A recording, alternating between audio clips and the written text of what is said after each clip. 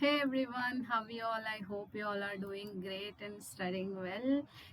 మనకి ఎంతగానో వెయిట్ చేస్తున్న IBPS క్లర్క్ నోటిఫికేషన్ అయితే ఫైనలీ కేమ్ అనమాట. రిజిస్ట్రేషన్స్ అయితే ఈ రోజు నుంచే, which means 1st of August 2026 నుంచి 21st of August 2026 వరకు మనం కొన్ని చేంజెస్ అయితే జరిగాయని చెప్తున్నారు కదా. చూద్దాం ఎక్కడ చేంజెస్ అయ్యాయి అనేది.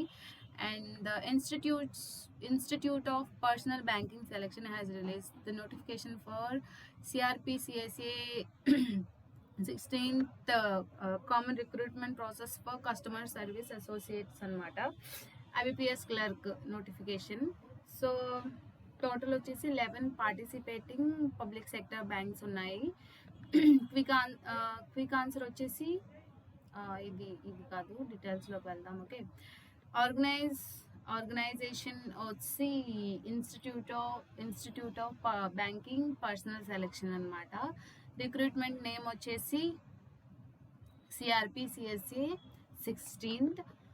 పోస్ట్ నేమ్ వచ్చి customer service associate, which means clerk. Vacancy year వచ్చేసి 27-28 అనమాట. పార్టిసిపేటింగ్ బ్యాంక్స్ వచ్చేసి 11 public sector banks, state UTs wise and across India. And job location వచ్చేసి ఆన్లైన్ ఓన్లీ. అప్లికేషన్ మోడ్ వచ్చేసి ఆన్లైన్ ఓన్లీ. తర్వాత application starts from today it self, which is 1st of August 2026. Then application last date వచ్చేసి 21st of August 2026. Okay, మనకి ఇంకా 20 days ఉన్నాయి apply చేయడానికి. Age limit వచ్చేసి 20 నుంచి 28 years అనమాట. అండ్ ఎడ్యుకేషనల్ క్వాలిఫికేషన్ వచ్చేసి graduation from any recognised university. Application fee వచ్చేసి SC ST PWD ESM DESM వాళ్ళకి 175 రూపీస్, రిమైనింగ్ అదర్స్కి 850 రూపీస్ అనమాట. సెలెక్షన్ ప్రాసెస్ వచ్చేసి preliminary exam, online exam, local language proficiency test. ఇది కొంచెం కొత్తగా యాడ్ అయింది గైస్. లిటరల్లీ ప్రీవియస్లీ అయితే మనకి ఓన్లీ ఆన్లైన్ ప్రిలిమినరీ ఇంకా మెయిన్స్ ఎగ్జామ్ ఉండేది. లోకల్ లాంగ్వేజ్ ప్రొఫిషియన్సీ టెస్ట్ అనేది మనకి RRBలో ఉండేది, ఎందుకంటే అది స్టేట్ లెవెల్ రిక్రూట్మెంట్ అనమాట. సో విచ్ మీన్స్ ఇది కూడా మనకి స్టేట్ లెవెల్ రిక్రూట్మెంట్ అవ్వచ్చు, ఎవరి పర్టికులర్ స్టేట్లో వాళ్ళకి రావచ్చు అనమాట. సో ఒఫిషియల్ వెబ్సైట్ వచ్చేసి www.ibps.in అనమాట. ఓకే, తర్వాత ఓకే, ఆన్లైన్ రిజిస్ట్రేషన్ చెప్పాను కదా, 1st of August నుంచి 21st of August అనమాట. అప్లికేషన్ ఫీ వచ్చేసి విండో అనేది సేమ్ 21st August వరకు అయితే ఓపెన్లో ఉంటుంది. ఎడిట్ విండో అనేది 2 days after closure of registration అయిపోయిన తర్వాత 2 రోజుల తర్వాత వరకు ఉంటుంది అనమాట. ప్రీ ఎగ్జామినేషన్ ట్రైనింగ్ వచ్చేసి సెప్టెంబర్లో. Admit call letter for preliminary exam వచ్చేసి సెప్టెంబర్లో. ఆన్లైన్ ప్రిలిమినరీ ఎగ్జామ్ వచ్చేసి అక్టోబర్లో ఉంటుంది. మనకి అయితే అక్టోబర్లో అప్పటికి SBI PO మెయిన్స్ టైంలో అనుకుంటా, మెయిన్స్ అయిపోవచ్చు కూడా ఆ టైంకి. ప్రిలిమినరీ ఎగ్జామ్ నవంబర్లో, మనకి డిసెంబర్లో ఏమో మెయిన్స్ ఎగ్జామ్ ఉంటుంది. ఓన్లీ 1 month గ్యాప్ కదా. టోటల్ ప్రొవిజనల్ అలాట్మెంట్ వచ్చేసి 2027 మార్చ్ కల్లా మనం జాబ్లో ఉంటాం, if you met with all the selection process. Okay, తర్వాత అండ్ స్టేట్ వైజ్ వేకెన్సీస్ నేను ఒకటి చెప్పాలనుకుంటున్నాను, ఎందుకంటే మీరు ఒకవేళ state wise local proficiency test అడుగుతున్నాడు కాబట్టి, సో మీరు ఏ స్టేట్ లాంగ్వేజ్లో అయితే proficiency, like you can read write speak and 3 ఏదైతే లాంగ్వేజ్లో చేయగలుగుతున్నారో ఆ స్టేట్ నుంచి యూ హ్యావ్ టు అప్లై అనమాట. దట్ అండమాన్ నికోబార్కి 18 ఉన్నాయి, ఆంధ్రప్రదేశ్కి 186 ఉన్నాయి గైస్, లిటరలీ చాలా లెస్. అరుణాచల్ ప్రదేశ్కి 45, అస్సాంకి 315, బీహార్కి వచ్చేసి 491, చండీగఢ్ 20, ఛత్తీస్గఢ్కి 265, దాద్రా అండ్ నగర్ హవేలీకి 18 ఉన్నాయి, దామన్ అండ్ దియుకి 7, ఢిల్లీకి 415, గోవాకి 61, గుజరాత్కి oh my gods nearly 700 vacancies, really good opportunity for the Gujarat people. Haryana వచ్చేసి nearly 200, Himachal Pradesh 97, Jammu and Kashmir 67, Jharkhand 182, Karnataka 1414 అన్నమాట. ఓ మై గాడ్, కర్ణాటక చాలా ఉన్నాయి గాయస్. యాక్చువల్లీ మోస్ట్లీ కర్ణాటకకి కూడా అప్లై చేస్తారు మోస్ట్లీ తెలుగు పీపుల్. సో చూడండి ఆ టర్మ్స్ అండ్ కండిషన్స్ చూసి eligible apply from that state also. Kerala వచ్చేసి 108, లడాక్ 60, లక్షద్వీప్ 11, మధ్యప్రదేశ్ 570, మహారాష్ట్ర 1051, మణిపూర్ వచ్చేసి 42, Meghalaya 22, Mizoram 17, Nagaland 31, Odisha 337. Oh my god, I can speak Odia but I cannot write అనమాట. So Puducherry 26, Punjab 481, Rajasthan 392.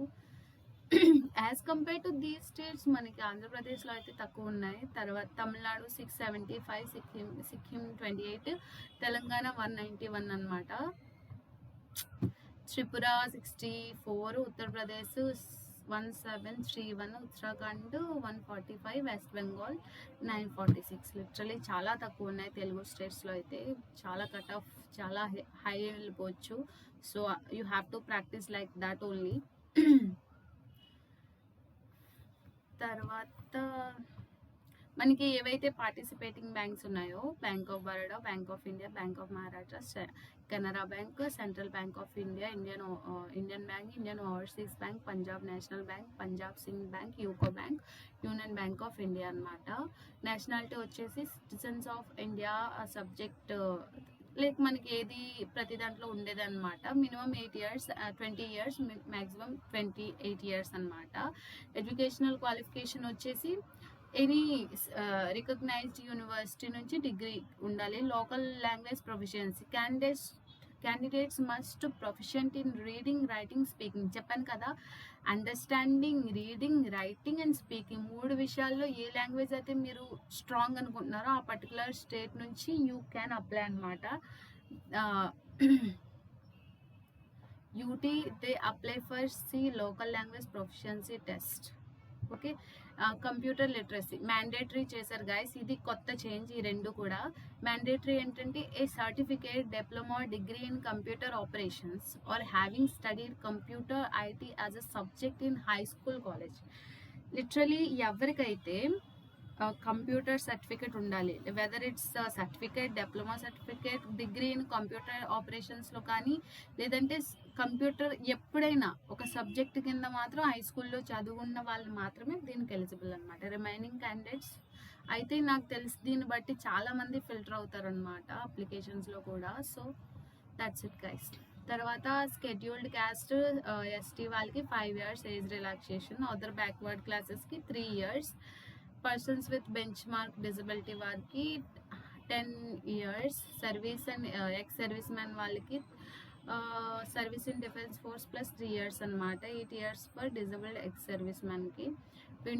Widow and divorced women and women legally separated not married, age concession 30 up to 35 years వరకు వాళ్ళు apply చేయొచ్చు. 40 years for SC ST వాళ్ళకి అనమాట. Application fee వచ్చేసి చెప్పాను కదా already, SC ST వాళ్ళకి 175 అండ్ అదర్ క్యాండిడేట్స్కి వచ్చేసి 850 రూపీస్ అనమాట. క్లరికల్ శాలరీ వచ్చేసి guys customer service associate CSA వచ్చేసి మనకి టోటల్ 64480. కొన్ని బైపాట్రేట్స్ అని ఉంటాయి వాటి తర్వాత అనమాట. Very good salary. మనకి స్టార్టింగ్లో అయితే 40,000+ అయితే మనకి ఇన్ హ్యాండ్ వస్తుంది. ప్రిలిమినరీ టెస్ట్ వచ్చేసి English language 30 marks, 30 questions, and numerical ability హిందీలో ఉంటుంది, ఇంగ్లీష్లో ఉంటుంది. 35 questions, 35 marks ప్రిలిమ్స్ అనమాట. రీజనింగ్ వచ్చేసి 35 questions, 35 marks.